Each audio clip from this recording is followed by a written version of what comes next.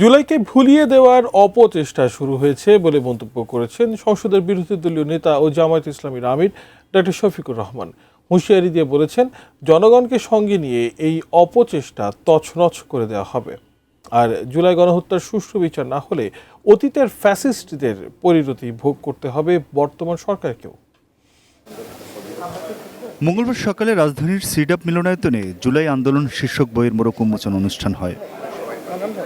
অনুষ্ঠানের প্রধান অতিথি সংসদের বিরোধী দলীয় নেতা ও জামায়াত ইসলামীর আমির ডক্টর শফিকুর রহমান বলেন, জুলাই আন্দোলনে কোনো রাজনৈতিক দল মাস্টারমাইন্ড ছিল না, অথচ আন্দোলনে অংশ না নেওয়া ব্যক্তিরাও এখন নিজেদের মাস্টারমাইন্ড দাবি করছে।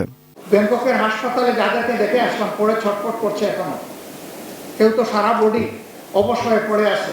সেখানকার ডাক্তাররা অলরেডি সার্টিফাই করে দিয়েছে জীবনে তিনি উঠে আর বসতে পারবেন না। ক্ষমতা আমাদেরকে এইরকম মন্দ বানিয়ে ফেলবে, দুনিয়ার স্বার্থ সব কিছু ভুলিয়ে দিবে, সব সত্য বলিয়ে শেষ হয়ে যাবে।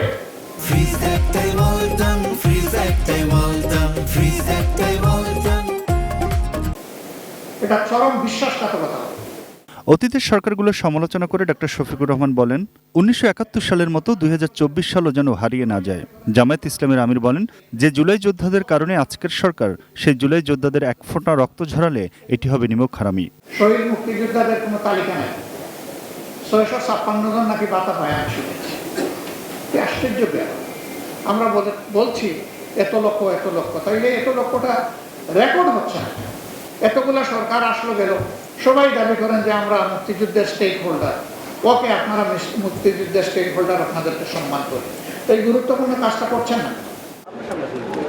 এরপর রাজধানীর শাহবাগে জাতীয় জাদুঘরে জুলাই গণঅভ্যুত্থানের স্মৃতি নিয়ে ছাত্র শিবির আয়োজিত ডকুফিল্ম প্রতিযোগিতার পুরস্কার বিতরণী অনুষ্ঠানে যোগ দেন জামায়াতের আমির ও বিরোধী দলীয় নেতা ডক্টর শফিকুর রহমান। এ সময় জুলাই গণহত্যার দ্রুত বিচার দাবি করেন তিনি।